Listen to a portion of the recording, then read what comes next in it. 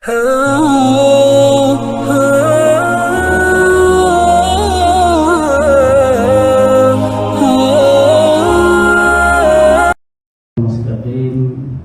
صراط الذين أنعمت عليهم غير المغضوب عليهم ولا الضالين آمين. أعوذ بالله السميع العليم من الشيطان الرجيم. بسم الله الرحمن الرحيم. الحمد لله رب العالمين. اللهم صل صلاة كاملة وسلم سلاما تاما على سيدنا محمد الذي تنحل بالعقد وتنفرد به القراب وتقضى به الحوائج وتنال به الرغائب وحسن الخواتم ويستسقى الغمام بوجه كريم وعلى آله وصحبه في كل لمحة ونفس بعدد كل معلوم لك. اللهم افتح علينا حكمتك وانشر علينا من خزائن رحمتك يا ارحم الراحمين. اللهم رب اشرح لنا صدورنا ويسر لنا امورنا واحلل عقدة من ألسنتنا يفقهوا أقوالنا برحمتك يا ارحم الراحمين. صلى الله على سيدنا محمد وعلى اله وصحبه وسلم والحمد لله رب العالمين. ثم الحمد لله الحمد لله رب العالمين وبه نستعين على أمور الدنيا والدين والصلاة والسلام على سيدنا وحبيبنا وشفيعنا ومولانا محمد وعلى آله وأصحابه ومن تبعهم بإحسان إلى يوم الدين. أما بعد، فقال الله سبحانه وتعالى في كتابه الكريم بعد أعوذ بالله من الشيطان الرجيم. بسم الله الرحمن الرحيم. يا أيها الذين آمنوا اتقوا الله ولتنظر نفس ما قدمت لغد واتقوا الله إن الله خبير بما تعملون. صدق الله العظيم. قال النبي صلى الله عليه وسلم: الكيس من دان نفسه وعمل لما بعد موته، أو كما قال النبي صلى الله عليه وسلم. Alhamdulillah, Pak saudara yang dikasihi sekalian, kami bersyukur pada Allah kerana Allah Subhanahu wa taala dengan sifat kasih sayangnya, dengan sifat kemurahannya, telah menganugerahkan kita satu nikmat yang sangat besar, yaitu nikmat Islam, iman dan Islam. Setelah tadi kita telah tunaikan satu perintah yang sangat agung, sangat besar, dari sembahyang fardu maghrib, lebih-lebih lagi dikerjakan dengan secara berjemaah, walaupun dalam keadaan penjarakan. Mudah-mudahan Allah SWT maha memahami dalam keadaan situasi sekarang ini. Moga-moga kita diganjari seperti mana yang telah disabda oleh Nabi SAW dengan syarat-syarat yang tertentu. Sebab untuk dapatkan pahala berjemaah ini, dia ada syarat-syarat yang tertentu. Bukan sahaja dia sekadar berhimpun beramai-ramai, bahkan dia ada syarat-syarat yang tertentu.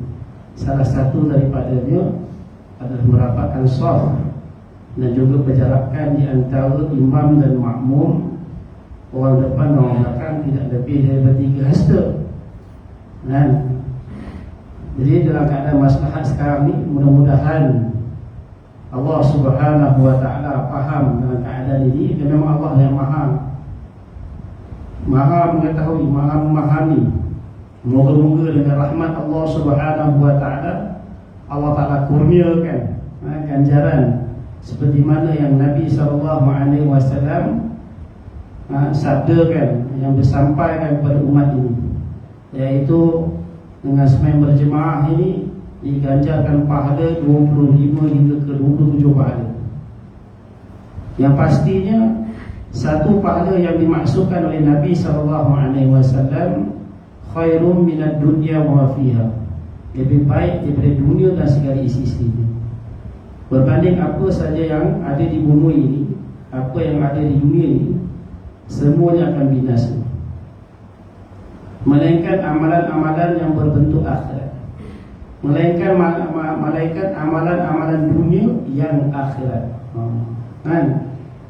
Sebab nak usahakan atas akhirat kat dunia, nak usahakan dunia pun kat dunia, nak usahakan akhirat pun atas dunia. Sebab tu kita kena gunakan kesempatan masa yang Allah Subhanahu wa ta'ala berikan pada kita untuk kita manfaatkan setiap saat masa keadaan kita ni untuk agama Allah. Janganlah kita lalai daripada mengingati Allah Subhanahu wa ta'ala. Baik, tuan-tuan dan puan-puan sekalian, pada malam ini insya-Allah kita sambung pengajian kita kitab Penawar Bagi Hati yang dikarang oleh Syekh Al-Qadir Al-Mandiri, satu ulama Indonesia yang memberi tunjuk kepada kita. Dia adalah guru yang mursyid. Salah satu guru yang mursyid ini, dia telah menyusun satu kaedah, satu kaedah supaya bagaimana setiap umat ini dapat dekat pada Allah. Ini nama guru mursyid. Susah nak dapat, susah nak dapat. Guru agama mudah dapat, tapi guru yang mursyid, rasyada, guru yang boleh bagi tunjuk, tak ramai. Tak ramai. Moga-moga kita belajar daripada kitab ini. Moga-moga Allah Subhanahu wa ta'ala kurniakan kepahaman seperti mana yang Syekh Abdul Qadir Al-Mandiri ini beri faham. Begitu juga kita dapat kepahaman beliau, bagaimana seseorang itu boleh dekat dengan Allah. Itu maksud kita. Ilahi anta maqsudi wa ridhaka matlubi a'tini mahabbataka wa ma'rifataka. Ya Allah, kaulah maksud aku, wa ridhaka matlubi, dan keredaan kaulah yang kami cari. Wa ridhaka matlubi a'tini mahabbataka, dan kurniakanlah kepada kami kecintaan kepada Engkau, wa ma'rifataka, dan kenal kepada Engkau. Ini penting. Bila kita kenal Allah, maka kecintaan itu akan datang, dan kita tidak akan merasakan sesuatu majlis agama ni majlis yang kecil, takkan. Walaupun sebilangan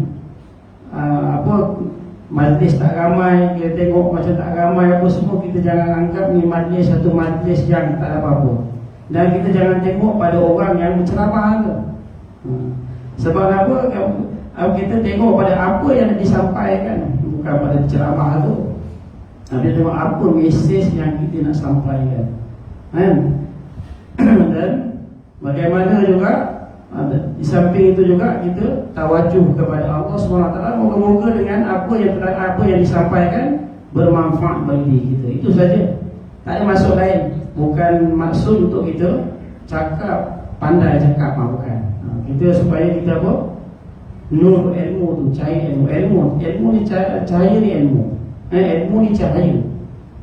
Bukannya dengan banyak bercakap, bukan dengan banyak berhujah, bukan banyaknya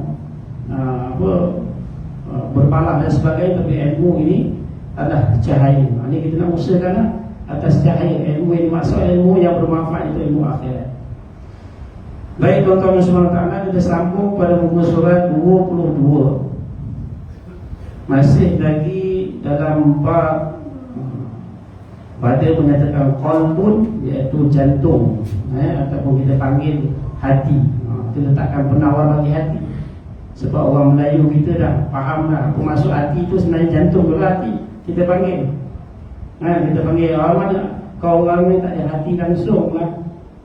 Sebenarnya hati itu fungsi dia tak apa sangat. Dia fungsi dia lain, bukan fungsi dia kehendak-kehendak. Kehendak tu adalah jantung. Sebab itulah hari ni orang Melayu kita yang maksudkan hati itu sebenarnya jantung. Qalbun tu, qalbun bahasa Arab jantung. Jantung tu yang kita maksudkan. Baik. Qala musannif rahimahullahu ta'ala wa nafa'ana bi ulumin fi darain amin. Baris bawah sekali, dan ketahui olehmu.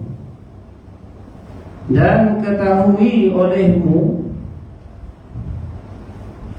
bahawasanya segala kelakuan yang dicela itu, kelakuan yang dicela oleh syarak, kelakuan yang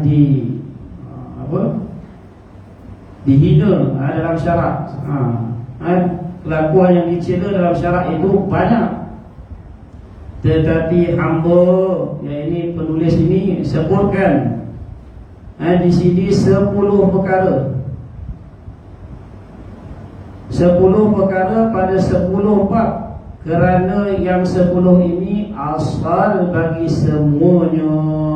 Jadi Syekh ni datangkan pula 10 perkara. Datangkan setelah kita memperhatikan apakah fungsi-fungsi jantung tadi, fungsi hati itu tadi, yang bermaksud jantung tadi, dan kenapa penting untuk kita jaga, kenapa kita penting untuk kita memelihara akan hati kita, akan segala kelakuan hati kita. Jadi Syekh ni datangkan pula 10 perkara. Dia datangkan pula 10 perkara pada 10 bab. 10 perkara tu dijadikan 10 bab. Nak bagi tahu satu perkara tu bukannya pendek-pendek dia punya bicara dia. Satu perkara tu panjang bicara dia. Tu dikatakan 10 bab.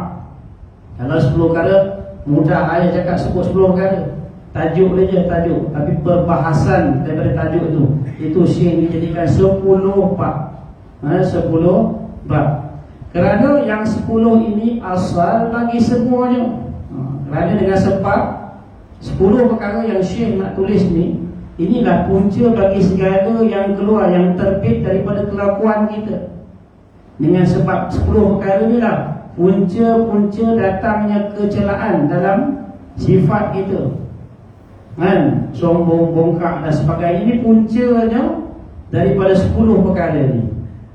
Apabila kita dapat tahu macam mana nak mengatasi 10 perkara ni, InsyaAllah Syekh kata, maka kita akan terselamat. Kita akan dilihat oleh Allah SWT, ataupun dipandang oleh Allah SWT dengan pandangan rahmat, dengan pandangan yang Allah Ta'ala redha pada seorang itu, seperti mana Allah Ta'ala redha pada Nabi-Nabi, pada sahabat-sahabat radhiyallahu anhu, dan kemudian orang yang mengikut jejak langkah mereka. Kerana yang 10 ini asal bagi semuanya, dan yang lain daripadanya terjadi ia daripada yang 10 ini. Terjadi semua perkara tadi, punca sifat buruk jadi sumpah, punca terbitnya sifat-sifat yang ada dalam diri ini, punca daripada 10 perkara ini.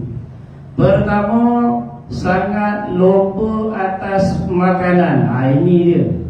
Maknanya sangat kuat makan, ataupun sangat memikirkan tentang makan. Hari ni apa nak makan, dan macam-macam hidangan. Dia sangat lupa pada makanan. Dan berpuncanya, sebenarnya berpuncanya segala penyakit bila dia makan juga. Di antara salah satunya makan. Sebab tu kalau dalam usul dakwah, kalau keluar dakwah dan tadik, salah satu usul dia adalah mengurangkan makan sebenarnya. Mana siapa yang makan banyak tu sebenarnya tak ikut usul. Usulnya sebenarnya masa keluar dakwah ni untuk mengurangkan makan. Sebab dia ambil sabit daripada ulama', dia ambil daripada garisan ulama' untuk capai tasawuf ni, untuk menyucikan diri. Apabila banyak makan, maka keburukan demi keburukan akan datang dalam diri. Sebab tu penting Syekh ni bahaskan. Yang pertama, sangat lupa atas makanan. Yang kedua, sangat lupa atas berkata-kata. Berkata-kata pun kena jaga. Sebab tu apabila banyak makan, banyak cakap, tenaga dah power, tenaga dah meningkat, jadi kita kena jaga. Sebenarnya perkataan kita kena jaga. Kita tak boleh, kita dari segi adabnya kita kena jaga. Seperti sahabat-sahabat yang diteguh oleh Allah Subhanahu Wa Taala, yang mereka bercakap lebih di hadapan Nabi SAW. Teguh mereka, kamu jangan cakap lebih di hadapan Rasul kamu. Sebab tu kita tak boleh meninggikan kalimah kita di hadapan Nabi-Nabi. Mana di hadapan Nabi, Allah tegur sahabat melalui firman Allah Subhanahu Wa Taala. Nabi tak tegur tu sebab apa? Nabi nak jaga air muka sahabat tu di hadapan khalayak ramai. Nak jaga. Oleh sebab kerana nak jaga tadi Allah Taala turunkan perintah ayat tadi supaya jangan kamu meninggikan suara lebih daripada Nabi sallallahu alaihi wasallam. Ini juga boleh dikiaskan kepada para masyayikh kita. Para tuan-tuan guru kita. Jadi kita kena jaga adab ini. Perkara ni yang banyak telah tinggalkan. Punca dia pertama tadi lah. Punca dia sangat loba atas makanan yang akan dibicarakan lebih panjang lagi selepas ini. Kemudian yang ketiga, marah. Marah ni pun satu perkara. Marah ni boleh menggelapkan hati.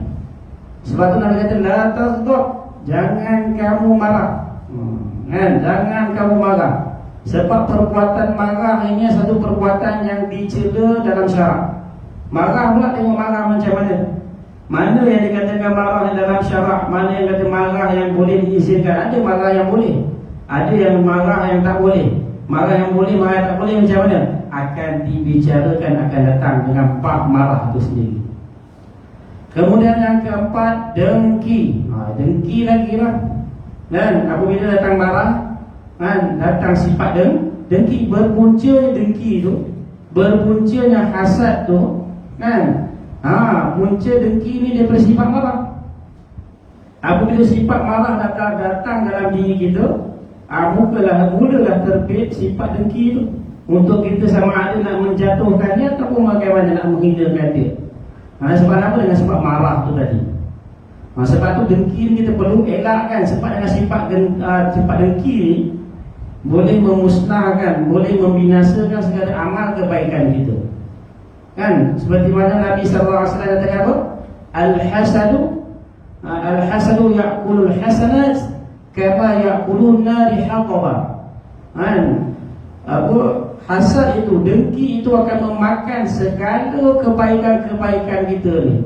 Segala dengan sifat dengki tadi, segala kebaikan-kebaikan kita ni semuanya akan hangus, akan habis ditelan oleh dengan sifat dengki ni.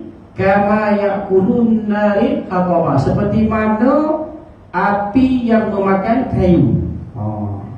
Jadi apabila sifat dengki ni ada pada kita, maka kebaikan-kebaikan yang kita buat, walaupun kita buat apa sekalipun, kita banyak kali buat haji, banyak kali buat umrah, banyak sedekah, banyak semayang, banyak macam-macam kita buat, tapi sifat hasad dengki ni ada dalam diri kita, maka dia akan memusnahkan semua yang telah kita usahakan dahulunya. Sebab tu kita kena pelihara perkara ni. Sebab tu berkaitan, sebab tu pentingnya untuk kita tawajuh dalam kuliah ni. Sebab penting kita nak elakkan sebagaimana kita nak buang sifat dengki ni. Akan dibicarakan juga pada akan datang. Kemudian yang kelima, kikir. Kikir ni apa? Kedekut. Dan kasih akan harta. Punca kikir ni, dia kasih harta. Kan? Bukannya senang.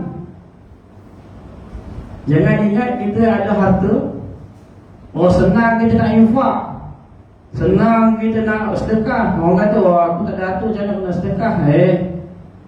Belum tentu lagi orang yang banyak harta dia nak mensedekahkan harta dia. Kan?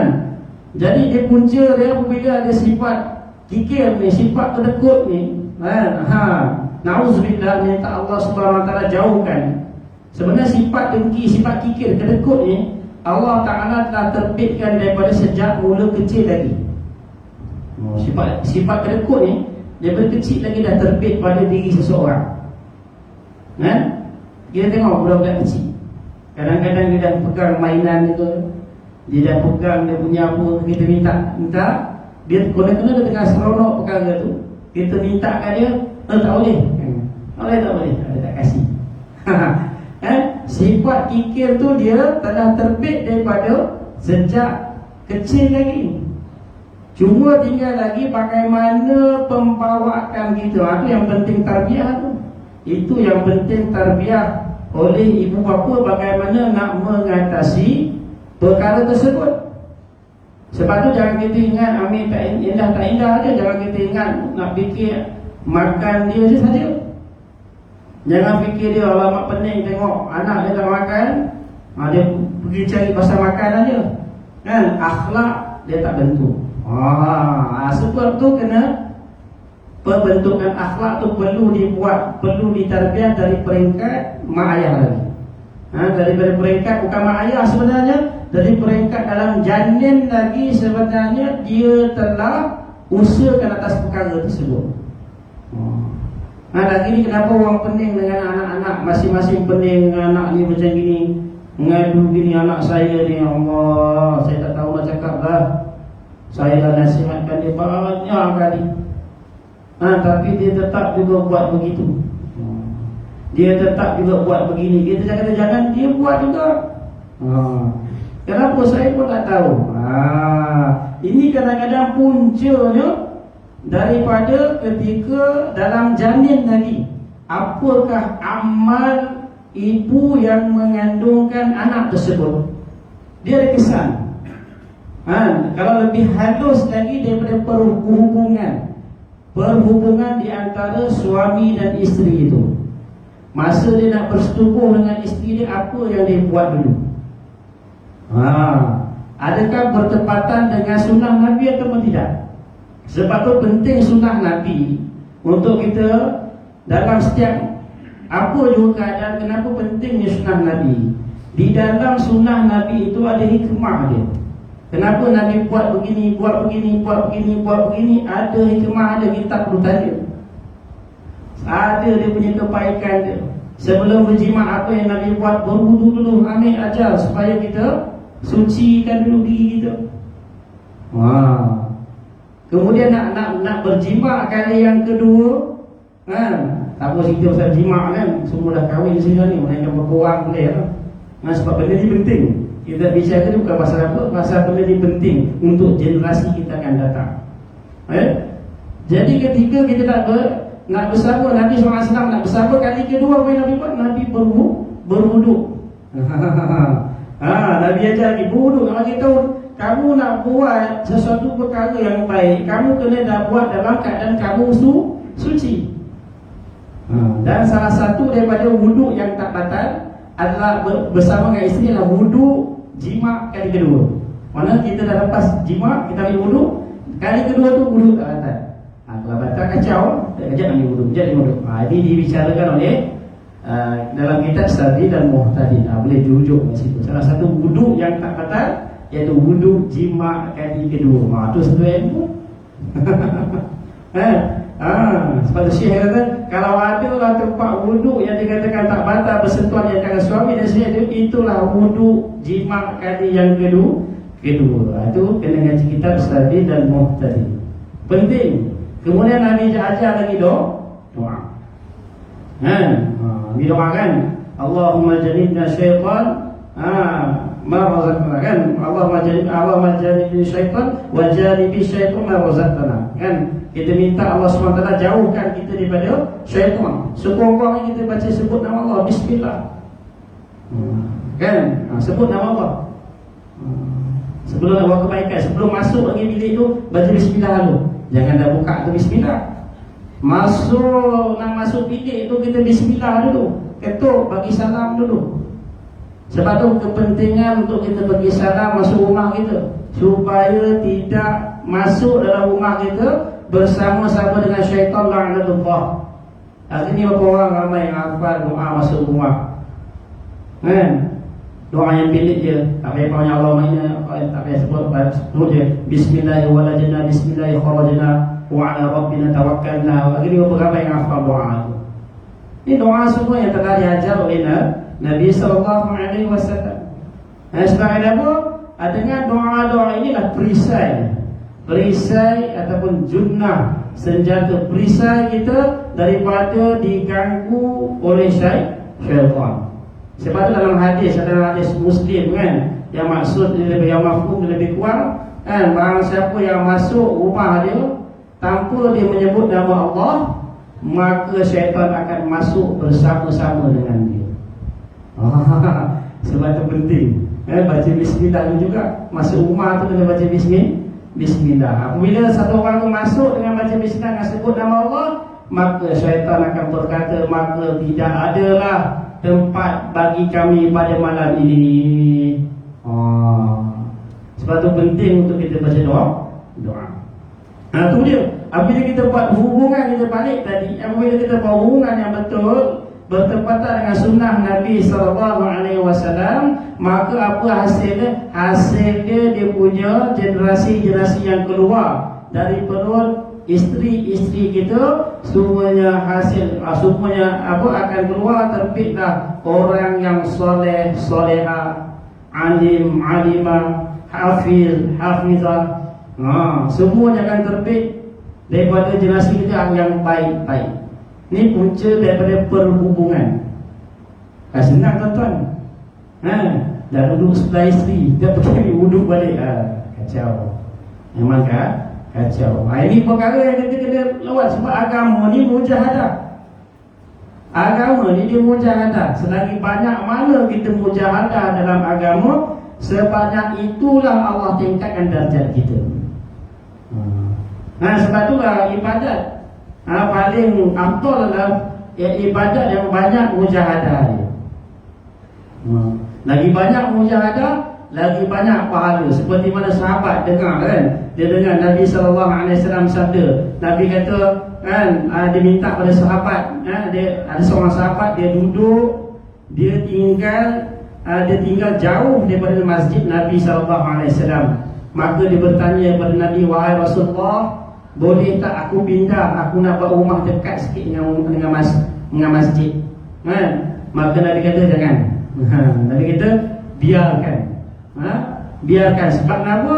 Setiap langkah yang kamu langkahi itu ke masjid, Allah SWT akan ampunkan dosa kamu dan Allah akan beri kamu satu pahala. Dan hadis lain tambahan, Allah Ta'ala akan tingkatkan satu darjat. Maka sahabat yang lain yang tinggal berdekatan dengan sekitar Madinah, sekitar dengan masjid Nabi SAW, apa yang mereka buat? Mereka keluar awal ke rumah. Mereka keluar awal di rumah. Apabila mereka nak masuk ke Masjid Nabawi, Masjid Nabi SAW, mereka telah tawaf beberapa kali dengan langkah yang pendek-pendek supaya banyak langkah, kemudian baru masuk dalam masjid. Sebab apa? Nampak akan fadilat yang disediakan oleh Allah Subhanahu Wa Taala. Sebab itulah hari ini kita kena nampak perkara ni. Apabila kita nampak perkara ni, nak bagi tahu tu, setiap amalan yang banyak mujahadah dia, lagi banyak dia punya kebaikan dia, dan kesan dia lebih tinggi lagi, tarbiyah dia lebih tinggi lagi. Sebab itulah kalau ibadat, antara ibadat yang mujahadah, ibadat haji, umrah itu juga ibadat yang mujahadah. Tengoklah ibadat haji kan, berpuluh hari duduk tak biasa-biasa tinggalkan rumah. Tinggal kadang-kadang 50 hari, kadang 60 hari tinggalkan. Jauh kan. Sebab apa? Sebab tempat itu mujahadah tinggalkan tempat.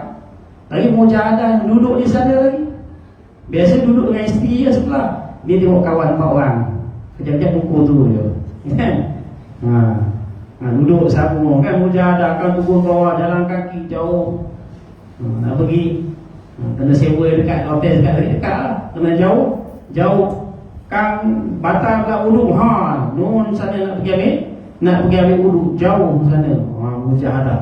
Tapi bila mujahadah lebih, darjat dia tinggikan di sisi Allah Subhanahu Wa Taala. Itu dia. Seperti ibadat kita kena banyak mujahadah. Nak baca semayang kalau semayang sunat, semayang yang qiyam dia panjang-panjang. Kalau kita tak hafal banyak surah, baca Quran 100 kali, begitu rukuk. Tak masalah. Kita nak baca Nabi. Nabi boleh ada hafal Quran. Sekali 100 semayang Nabi baca 8 juzuk kan. Nabi boleh ada hafal Quran, saya tak boleh. Boleh. Kamu hafal apa surah? Kalau hafal, hafal. Baca berapa? Kalau ikutkan jumlah daripada surah 8 juzuk, berapa ratus ayat, berapa ribu ayat. Kamu baca Quran tu 1000 kali. 1000 kali baru rukuk. Dapatlah mujahadah macam Nabi tadi tu.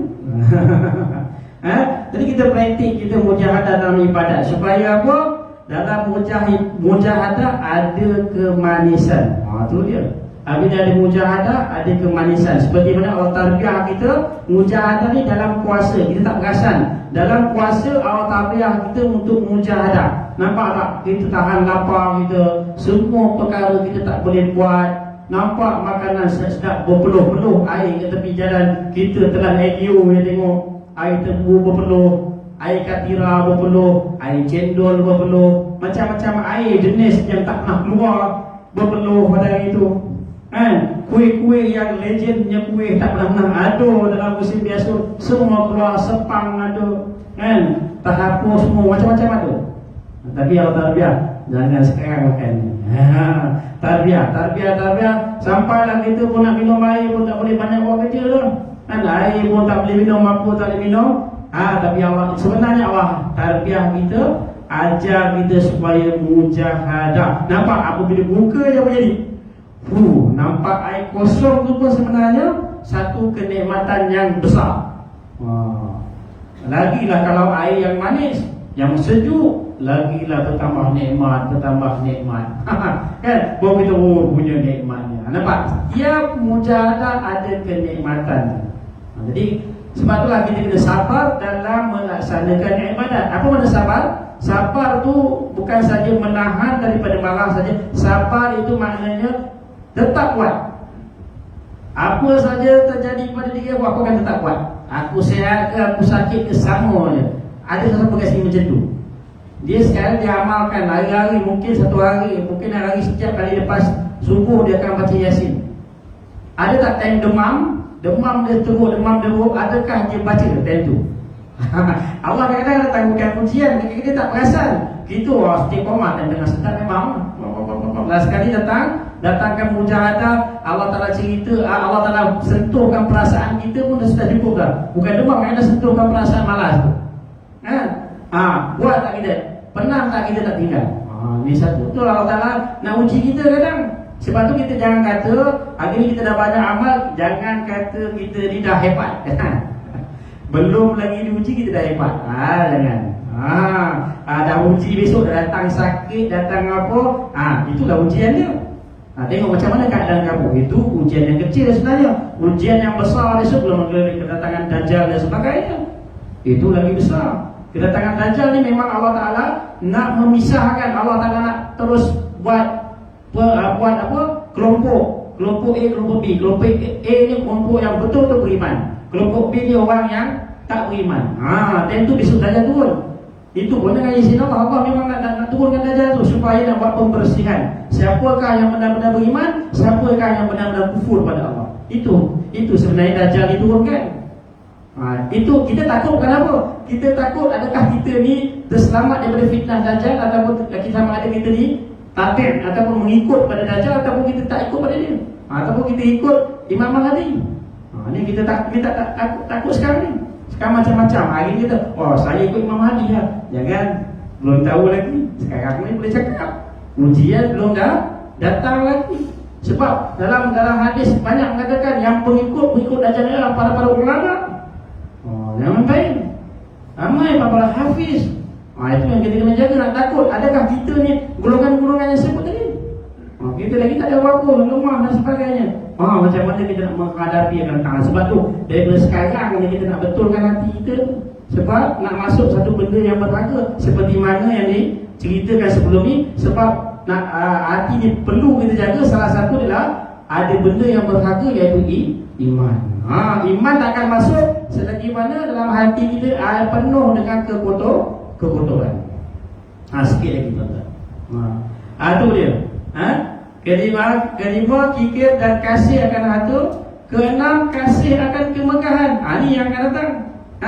Kikir, kedekut, lepas kasih harta, Mekah akan datang. Dia akan bangga. Dia akan bangga. Maka dapatlah sikit sifat korun.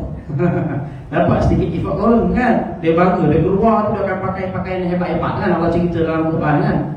Namun bila keluar dia, semua orang yang kurang beriman ni, bagusnya kalau aku jadi korun ni. Lepas tu korun dah ditenggelamkan oleh Allah. Nasib baik aku tak ikut korun. Dah tenggelam korun dalam tanah, barulah nasib baik aku tak ikut korun. Jadi punca kemekahan ini datang daripada sifat fikir tadi. Fikir ni sebab datang dengan sebab kasih pada harta. Kemudian yang ketujuh, kasih akan dunia. Punca dia hubud dunia. Sebab tu Nabi SAW nyatakan daripada Nabi Musa AS, dia mengatakan apa? Hubud dunia ra'sun minal khati'ah. Cinta kepada dunia ni kepala kepada segala kejahatan. Itu penting kita kena hindarkan. Sebab tu penting pada sifat zuhud yang akan datang pada sifat bab belakang ni. Penting zuhud. Tidak ada kecintaan pada dunia. Hari ni orang faham zuhud pakaian compan camping. Bukan. Zuhud bukan pada compan camping apa semua. Zuhud ni pada hati. Tak semestinya orang yang kemas, orang yang kaya tu dia tak zuhud. Kita tak boleh ukur zuhud dengan pakaian. Kita nak ukur zuhud dah hati dia. Allah yang bina hati dia, bukan kita. Sebab tu dia tak boleh main suruh-suruh dengan orang. Dia ni, orang tu pun dia ni tak zuhud ni. Dia ni cerita dunia, tak boleh. Tak boleh kita katakan begitu. Kita tak tahu. Kemudian yang ke-8, membesarkan diri. Apabila dah datang perkara kasih dunia semua datang, maka akan datang sifat kibir, besar diri. Ke-9 datang belakang wujud, perasaan. Wujud ni perasaan, dia perasaan dia bagus. Ke-10 riak, iaitu menunjuk-nunjuk. Riak ni menunjuk-nunjuk. Hendaklah bersungguh-sungguh engkau menghiasi jantung. Menghiasi ni dia tulis nota kaki bawah kaum luhur. Menghiasi dia kata mudah-mudahan, yang dimaknakan menghiasi tadi maknanya membersihkan, bukannya menghiasi. Maknanya lebih tepat makna dia, hendaklah bersungguh-sungguh engkau membersihkan membersihkan jantung engkau daripada sifat kecelaan ini. Nescaya adalah engkau mendapat kemenangan dunia dan akhirat. Kerana firman Allah Subhanahu wa taala, a'udzu billahi minasyaitonir rajim, qad aflaha man zakkaha. Artinya sesungguhnya dapat kemenangan mereka yang membersihkannya. Tazkiyah, penyucian hati itu. Berjaya orang yang telah menyucikan diri dia, hati dia daripada sifat-sifat mazmumah. Dan timbul, apabila bersih daripada sifat mazmumah, akan timbullah sifat mahmudah, sifat yang terpuji. Kemudian apa lagi dia kata? Artinya membersihkan akan jantung daripada kelakuan yang dilarang. Itu yang masukkan dia kata zakman apa? Qad aflaha man zakkaha, yaitu membersihkan akan jantung daripada kelakuan yang dilarang. Dan sabda Nabi SAW, at-tuhur syatrul iman. Artinya bersuci itu separuh daripada iman. Memberi faham oleh ini hadis akan bahawasanya sempurna iman itu adalah ia seorang itu dengan membersihkan jantung dari barang yang tiada kasih akan dia oleh Allah Subhanahu wa taala. Itu dia. Apa yang tak patut masuk dalam hati kita, yang Allah Ta'ala tak suka, satu perkara yang masuk dalam hati itu kita perlu keluarkan. Itu perlu kita keluarkan. Dan menghiasinya dengan kelakuan yang kasih Allah SWT akan kelakuan yang baik itu. Maka membersihkan itu setengah daripada iman. Seperti menghiasinya itu setengah iman daripada perhimpunan keduanya iman yang sempurna. Wallahu a'lam. Saya rasa pun cukup pada tu. Pentingnya untuk kita menyucikan hati kita. Sebab tu Nabi dihantar, salah satu dia wa yuzakkihim, iaitu menyucikan hati-hati manusia. Wa yu'allimuhumul kitab. Barulah masuk diajarkan kitab. Semua mudahnya. Sebab hati tazkiyah tu dah bersih. Sebab tu Nabi bersihkan dengan apa? Dengan tauhid.